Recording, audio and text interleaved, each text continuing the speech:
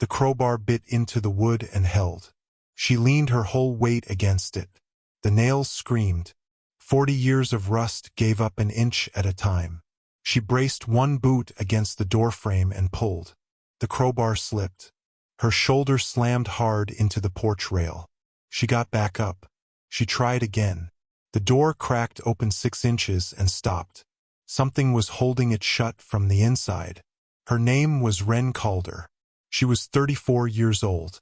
She had ridden 2 days up the mountain on a borrowed mule to see the cabin her grandfather had nailed shut the year she was born. Nobody knew why he sealed it. Nobody asked him. He took the answer with him to the grave. What she found behind that door had been waiting 34 years for the right person to walk in. Stay with me on this one. The rust on that door wasn't ordinary rust. It was 40 years of mountain weather welded onto iron. And her grandfather had hammered every spike himself before turning his back on the place. He had died on a Tuesday in February. Wren had been mending fence on the south pasture when her uncle drove up the dirt road in his old Ford. He didn't even shut the engine off. He rolled down the window. He said 5 words. "Your granddad's gone, kiddo." Then he drove back down. That was how the Calder family delivered news. Short, plain, no drama. You took it like a punch and you kept working. She finished the fence first. Then she went home and cried in the barn for an hour where nobody could see her. Augustus Calder had raised her from the time she was 3 days old. Her mother had died in childbirth, or that's what she'd always been told. Her father had left before she could remember his face. Augustus took her in and never looked back. He taught her to ride at 4, to shoot at 6, to brand cattle at 9. By the time she was 16, she could run the ranch better than most men twice her age. He never spoke about her mother. Not once. Not on her birthday. Not at Christmas. Not when she asked, which she did every year until she stopped asking. There was a framed photo on his bedside table of a woman with dark hair and a wide grin. When Wren asked who it was, he said only, "Someone I loved." That was all. She learned not to push him. So when the lawyer in town read out the will, she expected the ranch. She got the ranch. She expected the truck. She got the truck. But there was one line nobody had been ready for. To my granddaughter, Wren Calder, I leave the property and cabin located at the head of Black Pine Ridge, sealed by my own hand, to be opened by hers alone. The lawyer looked up over his glasses. He left specific instructions. Nobody else is permitted to accompany you. He was very firm about that. Wren had never even heard of the cabin. She asked everyone she could think of. Her uncle, the old ranch hands, the neighbors who had known Augustus for 50 years. They all gave her the same look. The kind of look people give when they know a thing and don't want to know it. "He had a place up the ridge," her uncle finally said. "Way up, past the tree line. He sealed it the year you were born and never went back." "Why?" "I never asked him. Some things you don't ask a Calder." She loaded up a borrowed mule 3 days later. Pack animal for the gear. Her own bay mare for the ride. She took a crowbar, a hammer, a box of ammunition, her grandfather's old lever-action rifle, canteen, 2 days of jerky and biscuits, a bedroll. She told the foreman she'd be back in a week. The ride up Black Pine Ridge took 2 days. The trail was barely a trail. In places it disappeared into rockfall and she had to lead the horses by hand. The pines got thicker the higher she climbed. The air got thinner. The light got colder. She made camp the first night beside a creek that ran so clean she could count the stones at the bottom. She cooked over a small fire. She stared up at stars she hadn't seen since she was a kid. She thought about her grandfather sitting in some other camp, on some other mountain, with the same stars over his head. Thinking what? The second day she crested the ridge just before noon. And there it was. A cabin. Small. Low-roofed. Tucked into a stand of black pines like it was hiding. The logs were dark with age. The chimney was intact. The shingles had held. The door was nailed shut with railroad spikes and crossed with iron strapping bolted into the frame. It looked less like a sealed home and more like a coffin. She stood in the saddle for a long minute. Then she swung down. She tied her mare. She walked up onto the porch. The boards groaned under her boots. The wind whistled through the eaves. There were no animals, no birds, nothing. She put a hand on the door. It was cold, even in the noon sun, cold like it had been holding something in for a very long time. She got out the crowbar. After 30 minutes of work, with sweat running down the back of her neck and the muscles in her shoulders burning, the door gave. The last spike pulled free with a crack like a rifle shot. She stepped back. The door swung inward on its own weight. The smell hit her first. Not rot, not decay, not what you'd expect from 40 sealed years. Dust, old wood, cold ash from a fireplace that hadn't burned in a generation. And underneath all of it, very faint, the smell of lavender. She stood in the doorway and let her eyes adjust. The cabin had one room, maybe 20 feet long, a potbelly stove on the left wall, a small table with 2 chairs by the window, a bed in the back corner with a quilt folded across the foot, a wash basin, a trunk at the foot of the bed, a rocking chair by the stove. Nothing was rotted. Nothing was disturbed. The whole place looked like somebody had stepped out to get water and would be right back. Wren took one step inside, then another. Her boots made the only sound in the world. She walked to the table first. There was a cup on it. Tin cup, half full of something dark that had long since dried into a black ring at the bottom. Coffee, she guessed. Beside it, a saucer with crumbs. A folded napkin. A book lying face down, open to a page somebody had been reading. She picked up the book. The pages were brittle but intact. It was poetry. She didn't recognize the author. The cover was worn at the edges like it had been read many times. A woman had been reading this. She knew it without knowing how she knew. She set the book down exactly as she'd found it. The bed was made. Tightly. Hospital corners. The quilt was hand-stitched. Tiny squares of fabric in dozens of colors. She lifted one corner. The cotton was thin with age but clean. Folded across the pillow was a nightgown. White. Cotton. Trimmed with simple lace. Small. Made for somebody slim. Her chest started to ache and she didn't know why. She turned to the trunk at the foot of the bed. It wasn't locked. She knelt down. She lifted the lid. The first thing on top was a baby blanket. It was small, pale yellow, worn soft. There was a name embroidered in the corner in faded blue thread. One word. For letters. Wren. Her own name. She sat back on her heels and stared at it for a long time. She picked it up. She held it to her face. It smelled like nothing. The decades had taken whatever scent it had once carried. Under the blanket was a stack of photographs tied with a ribbon. She untied them with hands that wouldn't quite stop shaking. The first photograph was of a woman with dark hair and a wide grin. The same woman from the framed picture on her grandfather's bedside table. She was sitting on a porch step somewhere, holding a baby wrapped in the same yellow blanket Wren had just put down. The woman was looking at the camera. The baby was looking at the woman. The woman was looking like she had everything in the world. Wren turned the photograph over. On the back, in her grandfather's handwriting, it said, Ellen and Wren. Spring 1992. Ellen. Her mother's name was Ellen. In 34 years of life, she had never been told that name. She went through the rest of the photographs slowly. Ellen with the baby. Ellen with her grandfather, both of them younger, both of them laughing. Ellen on a horse Wren didn't recognize. Ellen standing in front of this very cabin.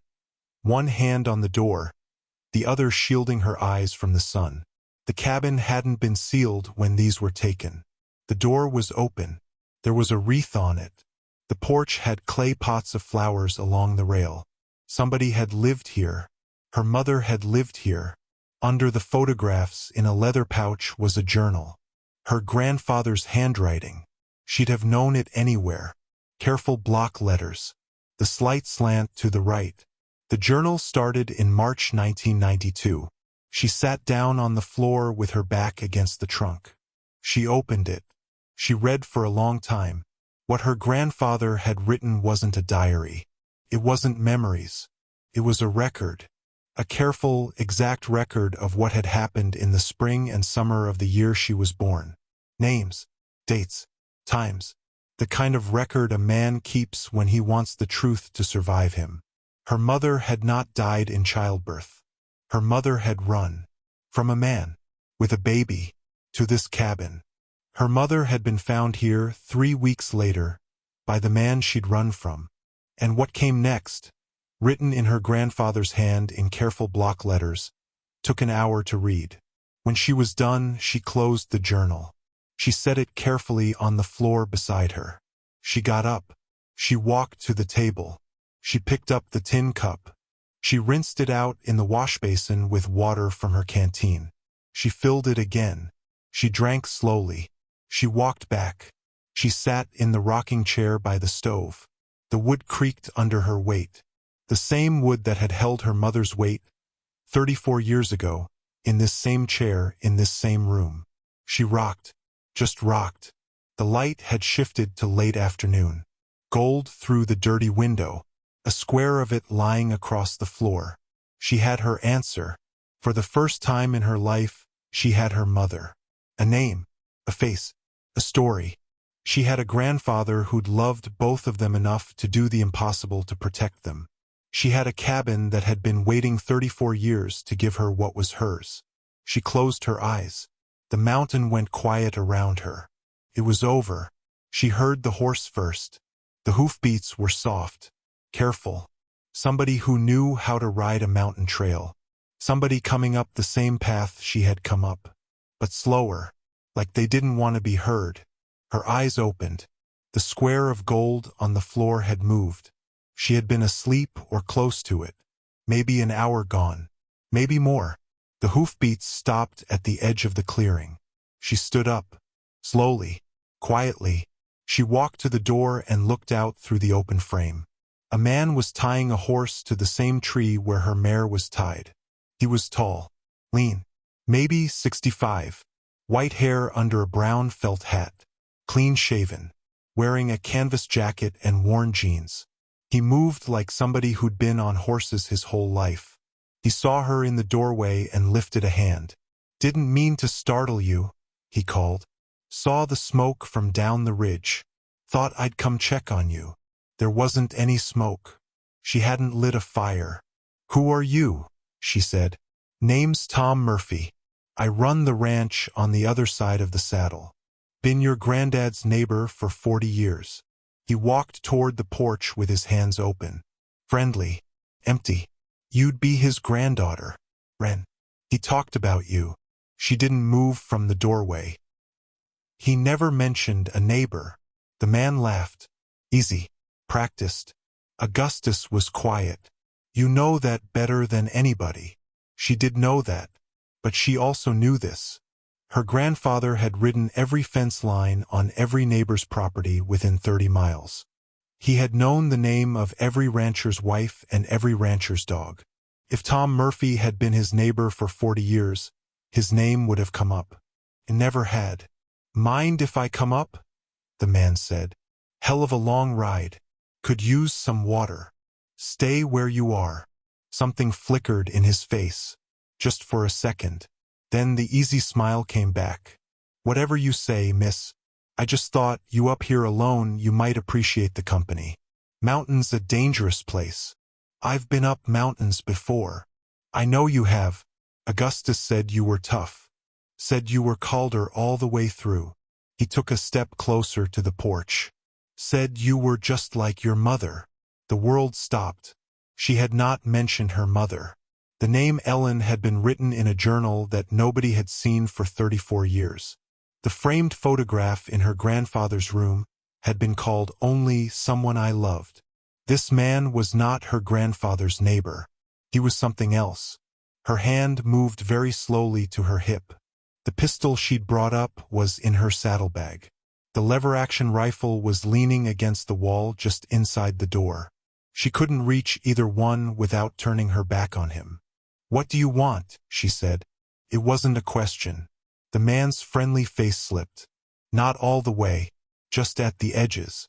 The smile was still there. The eyes had changed. "I knew Augustus a long time," he said. "He had something of mine. Something my brother left here a long time ago. I figured, with the old man gone, this might be the time to come collect it." "Your brother. Long dead now. Long dead. But he was up at this cabin once.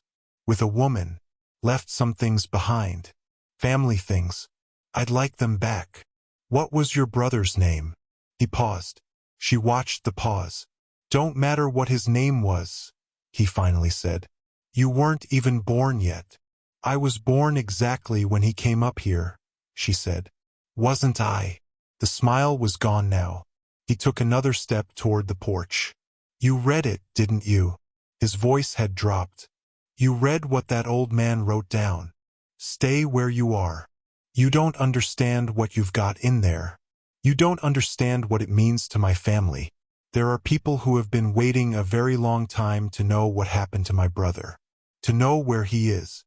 He's buried somewhere on this mountain. That's where he is." The man's hand moved to his hip. She didn't wait to see what was there. She stepped back into the cabin. She grabbed the rifle off the wall. She worked the lever in one smooth motion. The metallic crack of a round chambering carried across the porch and out into the trees. She raised it to her shoulder. She stepped back into the doorway. He had drawn a pistol. He was holding it down by his thigh. "Drop it," she said. "You're not going to shoot me, girl. You don't know what I'm going to do.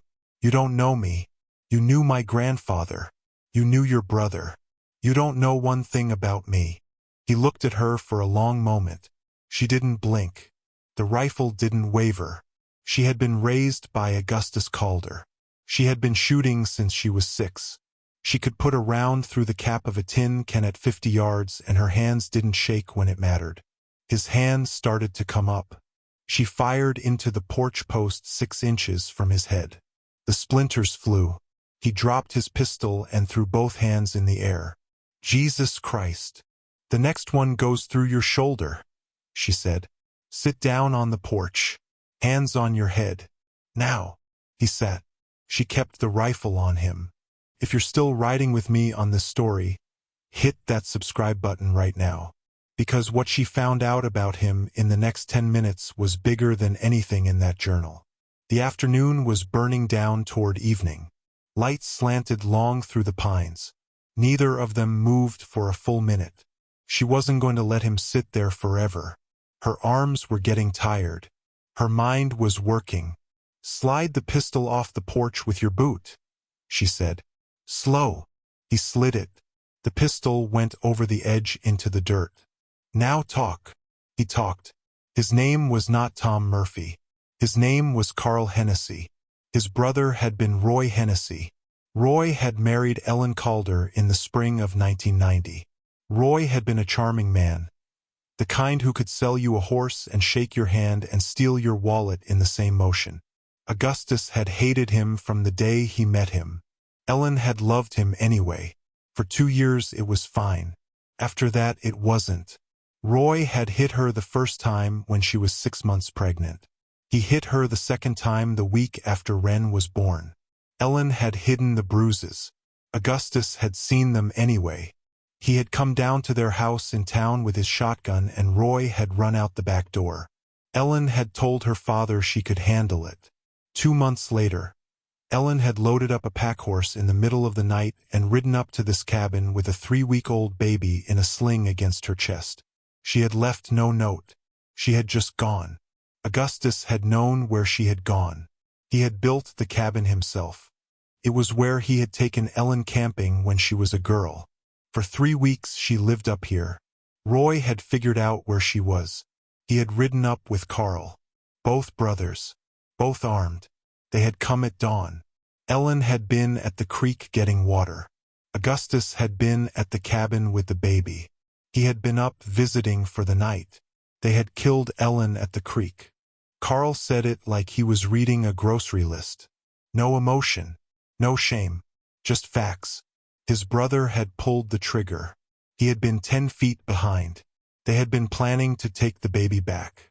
Augustus had come out of the cabin with his rifle when he heard the shot. Augustus had killed Roy Hennessy on the front porch of this cabin. Carl had run. For 34 years, Carl Hennessy had been waiting. Roy's body was buried on the mountain. Augustus had buried him deep, in a place only Augustus had known. Carl had spent his whole life knowing his brother was dead, knowing where, and knowing there was a journal somewhere that named names and laid out the truth. A truth that could send Carl to prison for the rest of his life. Because Carl had been there. Because Carl had fled. Because Carl had spent every year since trying to cover for himself. Augustus had told Wren her mother died in childbirth because it was the only story that protected her. The Hennessys were a big family. They had money. They had reach. If they had known Ellen's child was alive, they would have come for her. Not out of love. Out of pride. Out of the kind of meanness that runs in certain bloodlines and never gets diluted. Augustus had hidden Wren in plain sight. Called her name. Called her ranch. Called her grandfather.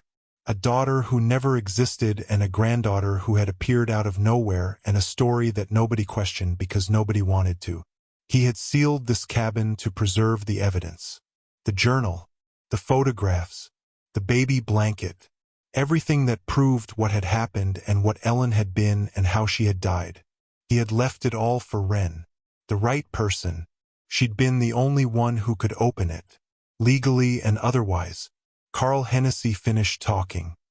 He sat there with his hands still on his head and his old eyes wet at the corners. I never wanted any of it, he said. I was scared of my brother my whole life. I just want the journal. Burn it. Throw it in the creek. I don't care.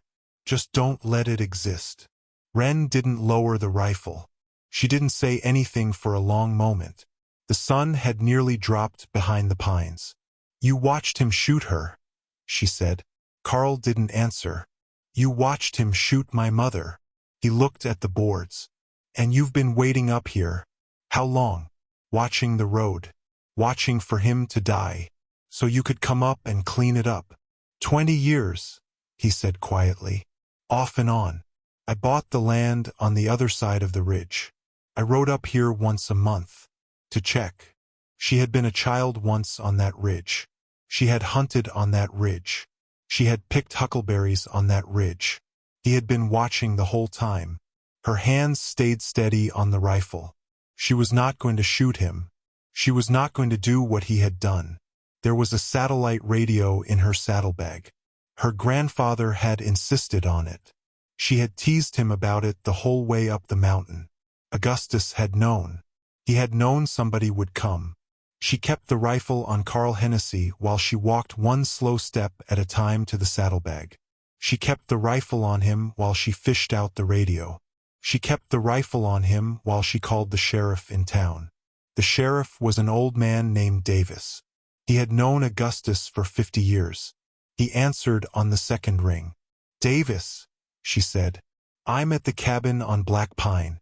I have a man here who needs to come down with you. His name is Carl Hennessy. There's a 34-year-old murder to talk about. There was a long silence on the other end. Then Davis said, I'll bring 3 deputies. 2 hours. Don't shoot him before I get there. I'm not going to shoot him. She set the radio down. She sat on the porch step with the rifle across her knees. Carl Hennessy sat on the boards with his hands on his head. The sun went all the way down. The deputies arrived just after midnight. They came up the trail with headlamps and a string of horses. Davis was riding at the front. He was 72 years old, and he hadn't been on a mountain in 10 years, and he looked like the trip had cost him every joint he had left. He didn't complain. He climbed down off his horse. He looked at Wren on the porch. He looked at Carl Hennessy on the boards. He took it in. You all right, Wren? I am. Your granddaddy told me about him. Years ago. She looked up. Davis nodded slowly. Augustus told me the whole story the year you turned 18. Said someday you'd come up here and the truth would come up with you. Said if you ever called from this mountain, I was to bring everybody I had and ask no questions. She didn't know what to say to that. He left letters with me, Davis said. Sealed. To be opened only if you called. I've got them in my saddlebag. The deputies put Carl Hennessy in cuffs. They walked him over to one of the spare horses and helped him up. He didn't fight. He didn't speak. He had done his talking already and there was nothing left in him. Davis stayed. The deputies started down with Carl. The lights of their headlamps disappeared into the trees one by one. Davis sat on the porch step beside her. He pulled 3 envelopes out of his jacket pocket and held them in his lap. He wrote these the spring before he died. Told me he was ready. Said it was time you knew. Said he had never wanted to lie to you, but the lie had kept you alive. He hoped you'd understand. She took the envelopes. Her name was on each one in her grandfather's careful block letters. She didn't open them there. Not on that porch. Not with anybody else nearby. Davis got back on his horse. He told her he'd send a deputy up at first light to bring her down. She told him she would ride down herself in the morning. He didn't argue. She watched his headlamp shrink into the trees. Then she went back inside the cabin. She built a small fire in the potbelly stove. She boiled water on top of it in a kettle she found on a shelf. She made coffee from the grounds in her saddlebag. She poured it into the tin cup her mother had used. She sat at the table. She opened the first envelope. Her grandfather had written her 3 letters. The first one was about Ellen, who she had been, what she had loved, the songs she had sung, the way she had laughed, the horse she had ridden as a child, the names of every dog she had ever owned. Pages and pages of a woman Wren had never been allowed to know. He wrote like he was scared he would run out of time and Wren would never get to meet her mother any other way. The second letter was an apology. Long, honest. The kind of letter a man writes when he has run out of years and needs to be sure the most important person in his life understands. He told her he had lied to her since she was 3 days old.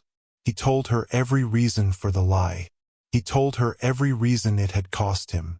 He said he had loved her every single day. He said he had been so proud of the woman she had become that some nights it hurt his chest. He said he hoped she could forgive him. He said he would understand if she couldn't. The third letter was practical. There was money. He had saved it her whole life. A bank account in Helena under a name she would recognize when she saw the paperwork. The combination to a small safe in the cabin floor under the rocking chair. The deed to the mountain. The deed to the ranch. The location of a small grave on the south slope above the cabin where her mother was buried. He had buried Ellen himself. He had marked it with a stone he had carved by hand. The coordinates were in the letter. She read the letters twice. She drank her coffee. The fire burned down to coals. Outside, the mountain was doing what it had always done. Holding still. Holding quiet. Holding the bones of 2 people she had never met and one she had known her whole life. In the morning, she walked the south slope until she found the stone. It was small. River granite. Polished smooth. There was no name on it. Just a date and one word. Ellen. 1962 to 1992. Beloved. She knelt down and put her hand flat on the grass. She sat there for a long time. She had brought one of her grandfather's old bandanas. Worn. Soft. She tied it to the branch above the stone. It was the kind of thing he would have done. She walked back down to the cabin. She did not seal it again. She closed the door behind her, but she didn't nail it. She took the railroad spikes out of her pack and she set them on the porch step in a neat little pile. So that someday, when she came back up with proper supplies, she could repair the doorframe and make the cabin livable. Because she was going to come back. This was hers now. Not because of the deed. Because of the people who had loved her enough to keep it for her. She rode down the mountain at mid-morning. The pack horse behind. The mare under her steady and sure.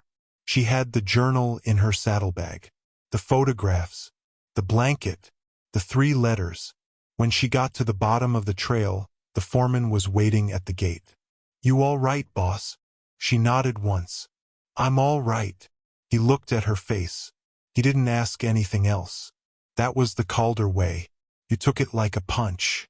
And you kept riding.